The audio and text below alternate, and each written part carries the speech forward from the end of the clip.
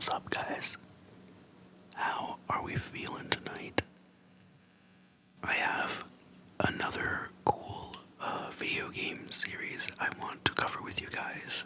You all seem to like the Need for Speed Most Wanted, and I got a request or two to do more video games that I like, so I figured I'd go with a series I've been playing for a long time that has become popular over the last couple of months again because a new game came out in February, and I'm pretty sure if you see my shirt, it gives it away a bit.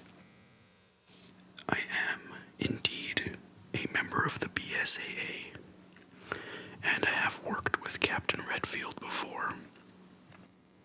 So now that I gave that away, I guess y'all can guess we are going to be diving into Resident Evil.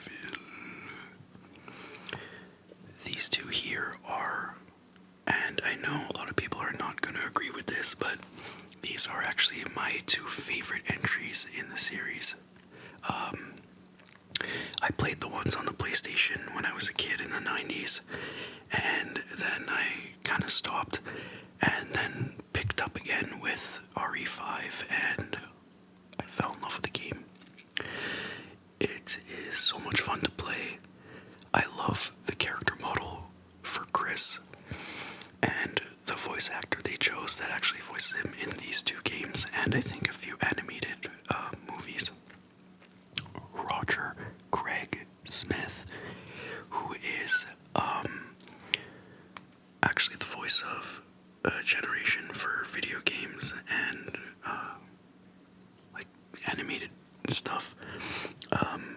He did a lot of popular characters such as Kyle Green from Dying Light. He did Ezio Auditore in Assassin's Creed 2, Assassin's Creed Brotherhood, and Revelations. He's the voice of Sonic and a few other iconic characters. So starting with RE5, actually, this game came out in 2009.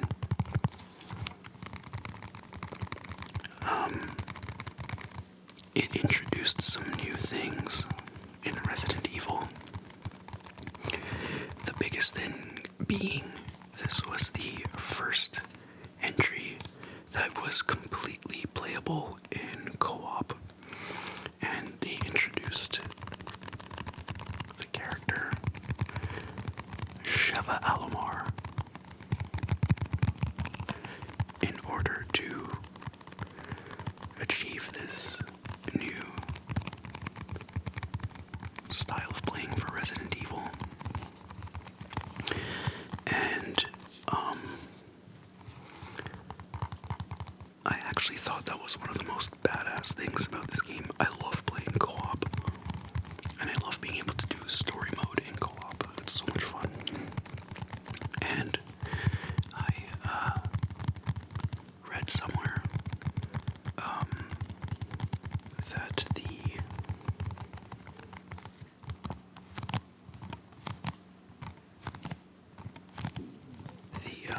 sorry, I liked that tingle there.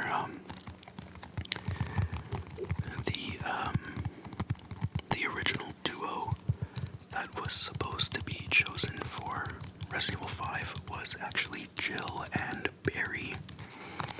I'm really happy they didn't do that, because we never would have gotten this peak version of Chris Redfield, who was actually really high up there in my favorites for protagonists.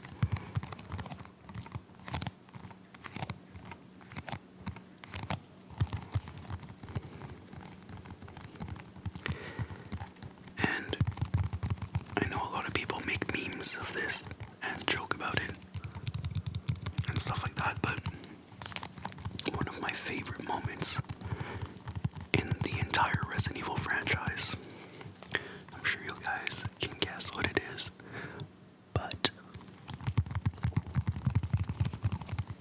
I'll tell you anyway. The boulder punch from the last boss fight against Albert Wesker.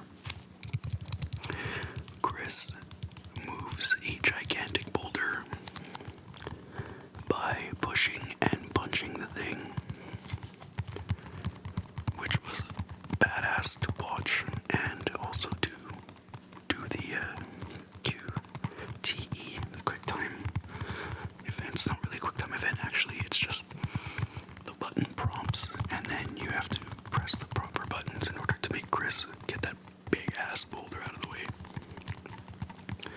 fun little thing in Resident Evil 8. I don't have a physical copy of the game, but in Resident Evil 8, one of the last bosses, Heisenberg, refers to Chris as a boulder punching asshole. Pretty funny.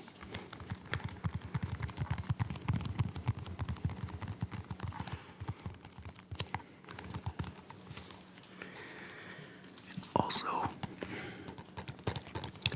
a lot of the levels in this game, the way they look, was inspired by the film Black Hawk Down. And for some reason, I don't know why people read so much into this, but this game was criticized for apparently being racist because you play a white protagonist that kills a bunch of blacks and stuff like that. But I mean, if you look at the setting of the game and where they are, it kind of makes sense that it's like Africans because they're in Africa. But anyway, I didn't really see why people were going on about that. Another part of the game that people love to make memes or shorts with is the first time you fight Wesker when you discover that Jill is still alive. And Wesker tells you he only has 7 minutes. 7 minutes is all he can spare to play with you. And if you actually don't beat him within that time, you lose. It's kind of cool.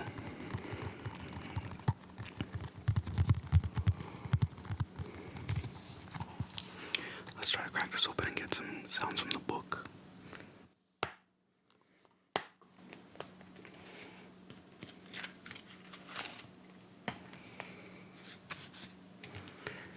Back in the day when we always got physical copies of games, they came with these little things. So another fact that I read about in this game, not in this game, about this game, sorry, is the aforementioned boulder punching scene was completely motion captured. Now, I assume the actor that did the motion capture for Chris wasn't actually punching a boulder, but still, pretty cool.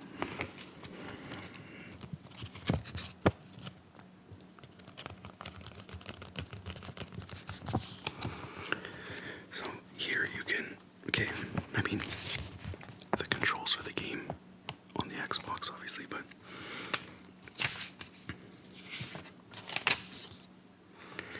there's like a bunch of good stuff in here.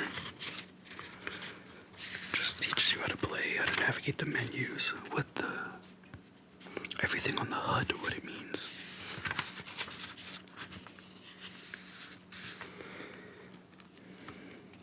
Honestly, a lot of people also like the mercenaries mode in these games. It was a lot of fun. Also, you can see a couple of pictures here of Chris.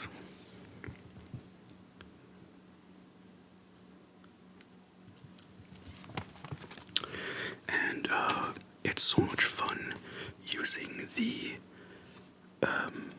melee attacks when you're playing as Chris, because you can actually see how powerful he is. And considering he's a human being, he's actually strong, like you wouldn't freaking believe.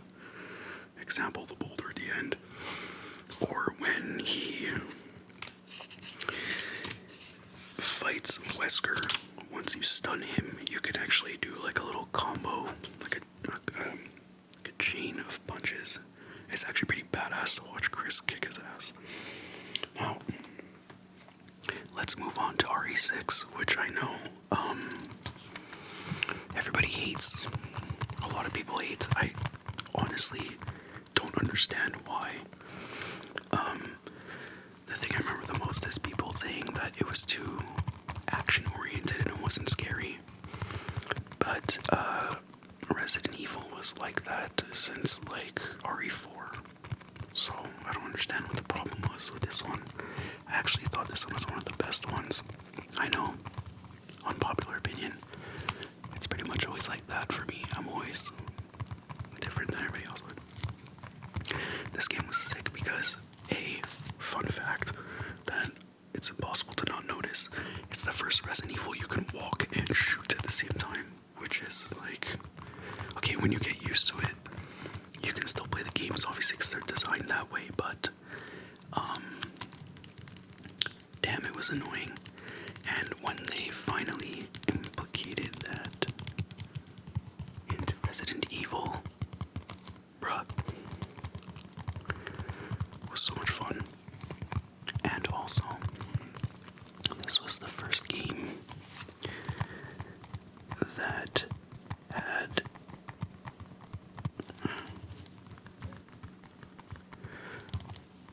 multiple storylines and playable characters. This one is actually the one with the most playable characters. Another fun fact. And honestly, for Chris and Leon, these were my favorite iterations of these two characters. The voice actors. Again, Roger Craig Smith for Chris Redfield, and Matthew Mercer did the voice of Leon S. Kennedy.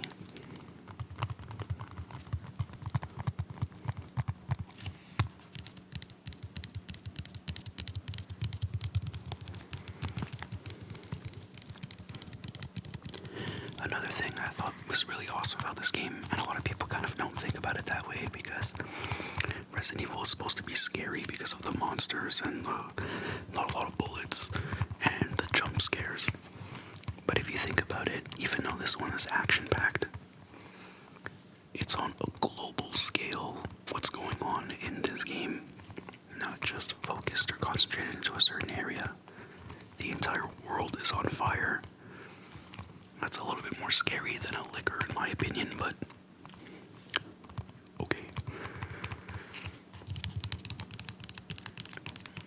When you play as Chris and Piers,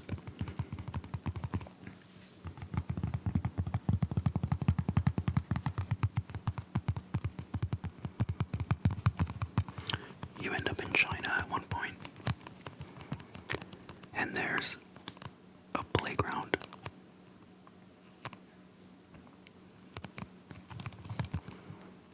And you can actually go on the playground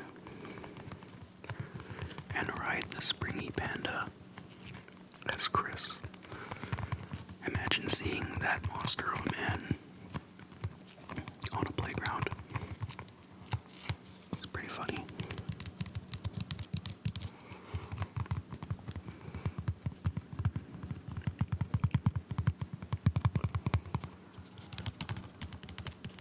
Resident Evil 9 came out in February, and people are freaking out. I started playing it a couple of days ago. I'm going to pick it up again soon, but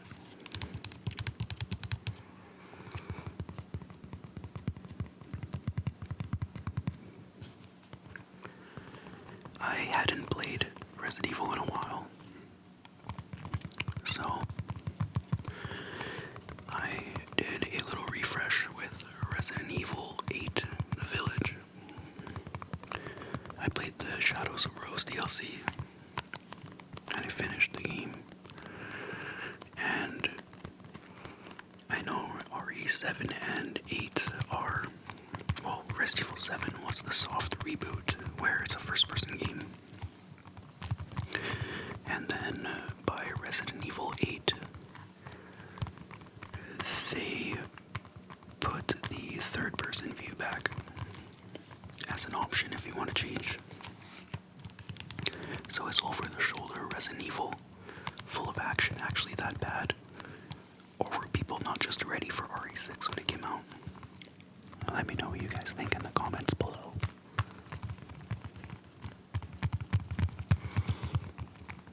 I personally really love this game. It was so awesome having multiple campaigns with interconnecting stories, and most of my favorite protagonists. Now, a lot of people, well, I don't want to generalize, but a lot of people have been thirsting over Leon in the new game. And don't get me wrong, he's a good looking dude, but it's a video game. He's not real. But Capcom loves Mr. Kennedy. So they gave him 600 different hair animations for this game right here. And as we all know, Leon with his blonde hair, everybody's thirsting.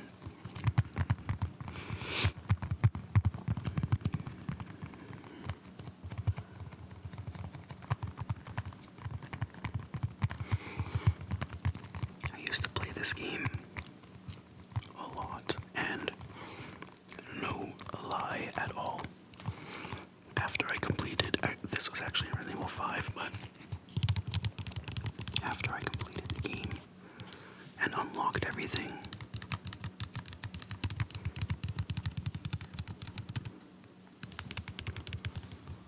you're literally unstoppable. And I kid you not, I was fighting Wesker once. During the 7 minutes he could spare to play with me. And he actually ran away from me once. I think I had the triple barrel shotgun, the hand cannon, and a fucking rocket launcher. I remember busting out the rocket launcher and aiming it at him, and he ran away. He killed me. So funny.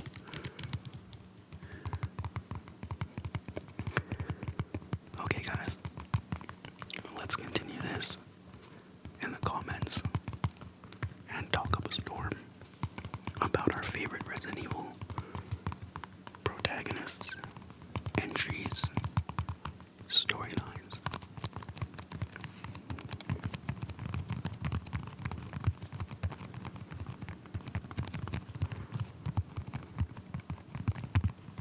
I hope the case tapping and me whispering into your ear helped you relax. Hopefully tingle. Learn a few things about one of the most beloved video game franchises. And also, you can see my hair not cooperating with me, trying to be like Leon, but I actually managed to place my hair like that a couple of weeks ago, and my friend actually called me Leon. It was really funny.